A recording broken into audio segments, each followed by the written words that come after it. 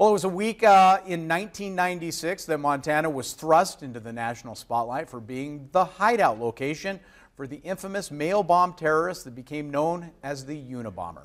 MTN reporters from around the state were working closely with the National Press Corps as we tried to keep up with the fast-breaking story. It was a story that brought the nation's attention to this small, unassuming cabin in a remote area of Montana. The Treasure State didn't ask for it, but suddenly all eyes were on Lincoln, Montana. Do you have anything to say at all? After a 17-year search for the elusive terrorist that became known as the Unabomber, short for University and Airline Bomber, FBI agents finally closed in on their reclusive prey, Ted Kaczynski. The press coverage of Kaczynski's capture was amplified by the fact that the national media was already in the state.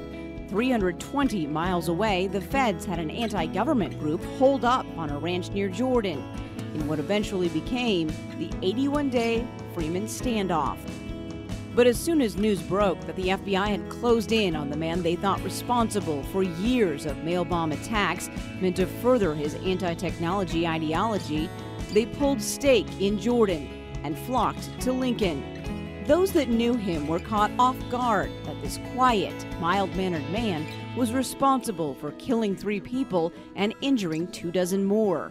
There's other people I would have thought were, if they're going to pick somebody in Lincoln, Montana, I'd have thought not him.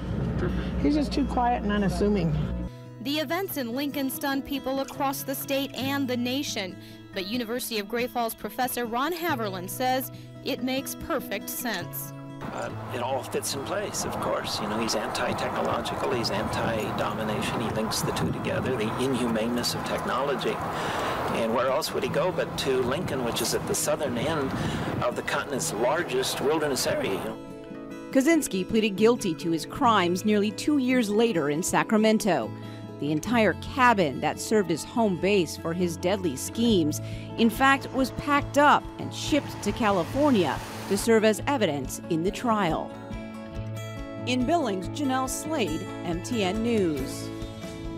I remember it like it was yesterday. Ted Kaczynski currently serving a life sentence. His cabin that once stood in Lincoln, well, the whole thing is on display at the Newseum, which is a museum dedicated to the news, and that's in the nation's capital.